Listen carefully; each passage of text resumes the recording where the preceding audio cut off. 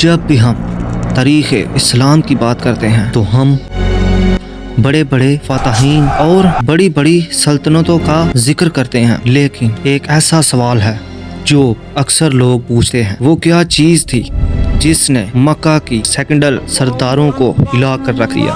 وہ کون سی آواز تھی جس نے ظلم کی دیواروں میں شگاف ڈال دیا؟ لوگ پوچھتے ہیں اس عشق کا سورس کیا ہے، اور یہ تڑپ کہاں سے آئی کہ ایک انسان تپتی ریت پر لیٹا ہے، سینے پر منوع وزنی پتھر ہے، لیکن زبان پر صرف ایک ہی لفظ ہے، احد احد۔ آج ہم صرف ایک غلام کی آزادی کی کہانی نہیں سنائیں گے، بلکہ اس آواز کی تاریخ بتائیں گے جس نے کائنات کا نقشہ بدل دیا۔ یہ کہانی ہے سیدنا بلال ابن رباح رضی اللہ تعالیٰ عنہ، اور اس وقت کی جب مکہ گلیوں میں پہلی بار توحید کا اعلان ہوا تھا۔ رسول اللہ صلی اللہ علیہ وسلم کی بعثت کے ابتدائی ایام تھے۔ مکہ میں بت پرستی کا دور تھا اور غریبوں پر ظلم کرنا فخر سمجھا جاتا تھا۔ اس وقت اسلام لانا موت کو دعوت دینے کے مترادف تھا، لیکن اسی گھٹن زدہ ماحول میں ایک حبشی غلام بلال رضی اللہ تعالیٰ عنہ دل میں ایمان کی شمع روشن ہو۔ لوگ سمجھتے ہیں کہ بلال رضی اللہ تعالیٰ عنہ پر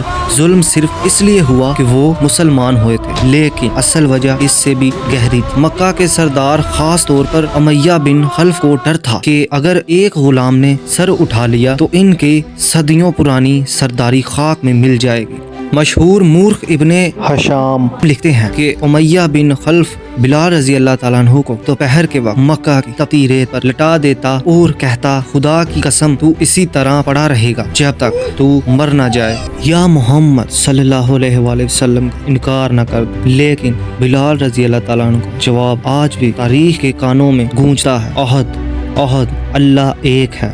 ظلم کا یہ سلسلہ صرف پتھروں تک محدود نہ تھا۔ صحیح بخاری حدیث نمبر 3754 اور دیگر کتابیں سیرت میں آتا ہے کہ مکہ کے بچے بلال رضی اللہ تعالیٰ عنہ گلے میں رسی ڈال کر انہیں مکہ کی گلیوں میں گھسیٹتے تھے، لیکن ان کے ایمان کی مٹھاس نے جسمانی تکلیف کو ہیچ کر دیا تھا۔ ایک بار حضرت ابو بکر صدیق رضی اللہ تعالیٰ عنہ وہاں سے گزرے، انہوں نے یہ منظر دیکھا تو تڑپ اٹھے۔ انہوں نے امیہ بن خلف سے کہا، کب تک اس مسکین پر ظلم کرو گے؟ امیہ نے غرور سے کہا، تم نے ہی اسے بگاڑا ہے، تم ہی اسے چھڑوا لو۔ اور پھر تاریخ نے وہ منظر دیکھا کہ ابو بکر صدیق رضی اللہ تعالیٰ عنہ نے بھاری رقم دے کر بلال رضی اللہ تعالیٰ عنہ کو خرید لی۔ جب وہ انہیں لے کر جا رہے تھے تو امیہ نے طنزا کہا، اگر تم ایک اقیہ سونا بھی دیتے تو میں انہیں بیچتا۔ ابو بکر نے جواب دیا، اگر تم 100 اقیہ بھی مانگتے تو میں بلال کے لیے وہ بھی دے دیتا۔ ہجرت کے بعد جب مدینہ میں مسجد نبوی تعمیر ہوئی تو سوال پیدا ہوا کہ نماز کے لیے لوگوں کو کیسے بلایا جائے۔ کچھ نے ناقوس بغل کی بات کی، کچھ نے آگ جلانے کی، لیکن اللہ کو کچھ اور ہی منظور تھا۔ سنن ابو داؤد حدیث نمبر 499 میں تفصیل موجود ہے کہ حضرت عبداللہ بن زید رضی اللہ تعالیٰ عنہ نے خواب میں اذان کے الفاظ سیکھے۔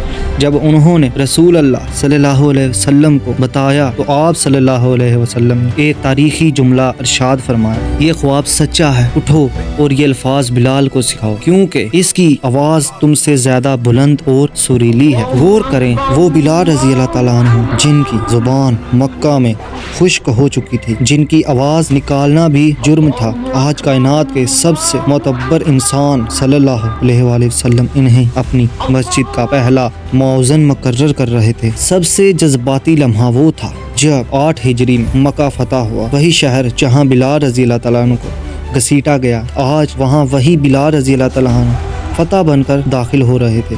رسول اللہ صلی اللہ علیہ وسلم نے حکم دیا، بلال کعبے کی چھت پر چڑھ جاؤ اور اذان دو۔ اس وقت مکہ کے سردار نیچے کھڑے حیرت سے دیکھ رہے تھے۔ ابو سفیان اور عتاب بن اسید جیسے لوگ سوچ رہے تھے کہ کل کا غلام آج کعبے کی چھت پر، لیکن اسلام کا پیغام یہی تھا، تم میں سب سے معزز وہ ہے جو سب سے زیادہ پرہیزگار ہے۔ رسول اللہ صلی اللہ علیہ وآلہ وسلم کی وفات کے بعد بلال رضی اللہ تعالیٰ عنہ کے لیے مدینہ میں رہنا مشکل ہو گیا۔ وہ جہاں دیکھتے انہیں اپنے آقا صلی اللہ علیہ وسلم کی یاد آتی۔ انہوں نے اذان دینا چھوڑ دی کیونکہ جب وہ اشہد ان محمد رسول اللہ پر پہنچتے تو ان کی ہچکی بن جاتی اور وہ بے ہوش ہو جاتے۔ وہ شام چلے گئے، لیکن سالوں بعد جب وہ دوبارہ مدینہ آئے اور صحابہ کے اصرار پر اذان دی تو پورے مدینہ میں کہرام مچ گیا۔ لوگوں کو لگا جیسے رسول اللہ صلی اللہ علیہ وسلم دوبارہ تشریف لے آئے ہیں۔ یہ تھی اس آواز کی طاقت۔ آج ہم اذان سنتے ہیں لیکن شاید اس کے پیچھے چھپی قربانیوں کو بھول گئے ہیں۔ بلال رضی اللہ تعالیٰ عنہ کی کہانی صرف ایک غلام کی آزادی کی کہانی نہیں ہے، یہ انسانی وقار، صبر، استقامت اور اس سورس کی کہانی ہے جسے عشق رسول صلی اللہ علیہ وسلم کہتے ہیں۔ اگر بلال رضی اللہ تعالیٰ عنہ اس وقت تپتی ریت پر ہار مان لیتے تو شاید آج اذان کی یہ گونج ہم تک نہ پہنچتی۔ تاریخ ہمیں سکھاتی ہے کہ جب ایمان مضبوط ہو تو پہاڑ جیسا پتھر بھی موم بن جاتا ہے۔ اگر آپ کو تاریخ اسلام کی یہ بات پسند آئی تو کمنٹ میں اللہ اکبر ضرور لکھیں اور اس ویڈیو کو شیئر کریں تاکہ ہماری نئی نسل اپنے اصل ہیروز کو پہچان سکے۔ کیا آپ چاہتے ہیں کہ ہم خالد بن ولید کی جنگی حکمت عملی پر ایسی ہی ڈیٹیل ویڈیو بنائیں تو سبسکرائب کریں اور ہمیں بتائیں۔ اللہ حافظ۔